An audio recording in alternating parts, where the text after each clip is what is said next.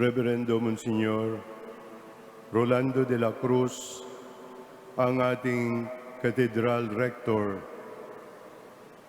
mga kapatid na pari at lingkod na diakono, mga reliyoso at reliyosa, mga kapatid nating may sakit at ang mga nag-aalaga sa kanila, mga doktor, nurse at iba pang mga kasapi ng Ministeryong Pangkalusugan, mga minamahal na kapatid kay Kristo.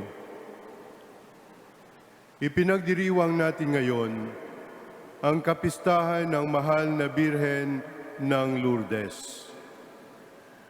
Ginugunita natin ang serye ng pagpapakita ng mahal na ina kay Bernadette Soubirous sa Pransya noong 1858 at ang kanyang mensahe tungkol sa pag-ibig ng Diyos, sa tawag sa pagsisisi at pagbabalik loob, at sa pagturing sa Kanya bilang Immaculada Concepcion.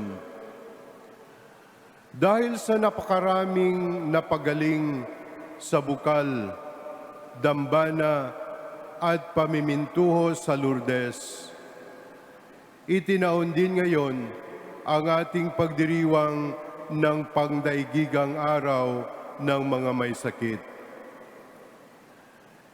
Nilalagay natin sa gitna ng ating kamalayan at panalangin ang napakaraming may karamdaman at iniinda sa mundo, lalo na ang mga mahihirap at mga walang nag-aalaga. Inaalala rin natin ang kanilang mga pamilya, tagapagtaguyod, at ang mga nagmamalasakit sa kanila. Tunay na masasabing ayon sa puso ng ating Panginoong Hesus, ang pagdiriwang na ito, siyang nahabag, nagpagaling at nagbigay ng lakas at buhay sa mga may sakit na dinala sa Kanya. Kalooban ng Diyos ang buhay at ang kaganapan ng buhay. Anuman ang magagawa natin para sa ikagiginhawa ng mga kapatid nating may sakit ay bahagi ng ating Kristiyanong pagsunod.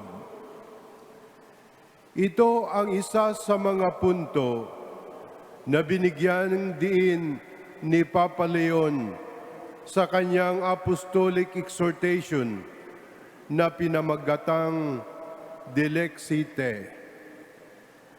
Sa dokumentong iyon, itinuturo ng Santo Papa ng ating pagkalinga sa mga mahihirap, nagdurusa at nakaliligtaan ay nakaugat sa turo at halimbawa ni Jesus sa pagkilala natin sa Kanyang presensya sa kanila at sa pagkamulat na tayo mismo ang nagsasakatuparan ng pag-ibig niya sa ngayon. Malinaw itong inilalarawan sa talinghaga ng mabuting Samaritano na tinalakay ng Papa. Sa pagtingin natin sa eksenang iyon, na mula sa turo at halimbawa ni Jesus, sabay nating makikilala ang Kanyang presensya sa sugatang biktima sa daan at sa mabuting Samaritano na huminto, kumalinga at sumubaybay sa pagaling nito. Nagpatutuo sa ganitong ritmo ng pagsunod, pagkilala at pagtulad ang mga santo at grupong sumaksi sa pag-aaruga sa mga may sakit. Ang ilan sa mga nabanggit ni Papa Leon ay sina Saint Cyprian, John of God, Camillus of Lelis, Luis de Marillac, Vincent de Paul, at ang kanilang mga itinatag na kongregasyon. Napakagandang baunin ang paalala ni Saint Camillus tungkol sa pag-aalaga sa mga may sakit.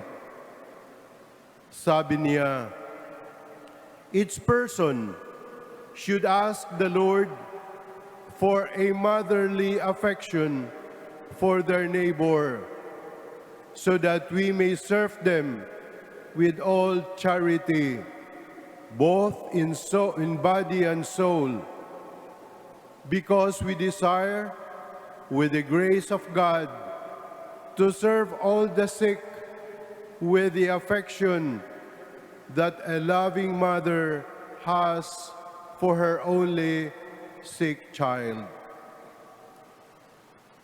Tunay na mainam ang paglalarawan ng ating unang pagbasa sa pagkalinga ng Diyos gamit ang imahen ng isang mapag-arugang ina.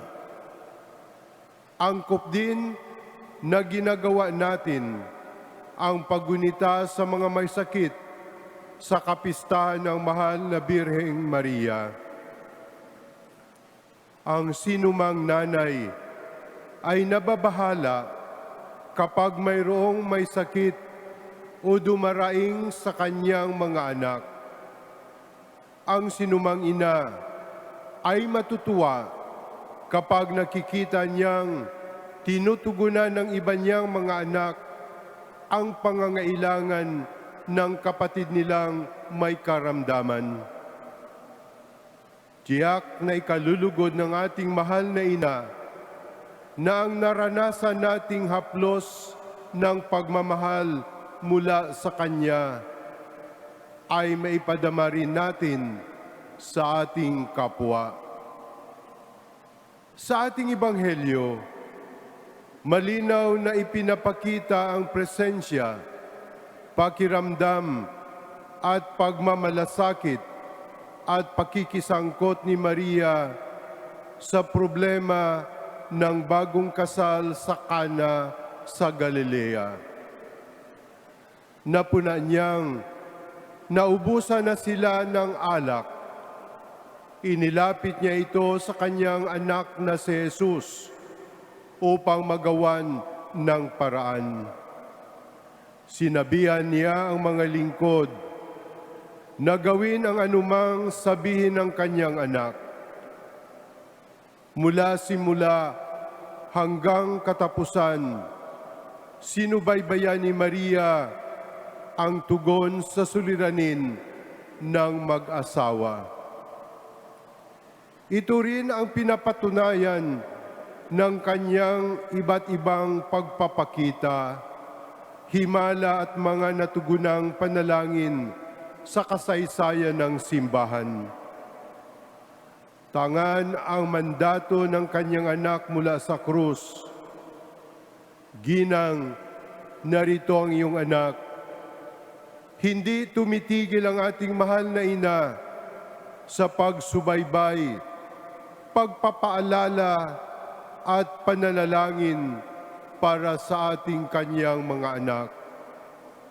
Ang lahat ng biyayang mainam at nag-uumapaw na ating natatanggap ay galing sa kanyang anak na si Jesus at dulot ng paglalapit niya sa atin, sa ating kapatid at Panginoon. Sa pagpapatuloy ng ating pagdiriwang, papanibaguhin nawa ng Espiritu Santo ang ating pag-ibig sa mga kapatid nating may sakit. Sa tulong at pagkalinga ng ating mahal na ina, madama nawa nila ang pag-aaruga, pag-aaliw at pagpapalakas ng ating mapagmahal na Panginoon sa kanila. Mahal na Birhen ng Lourdes, ipanalangin mo kami. Amen.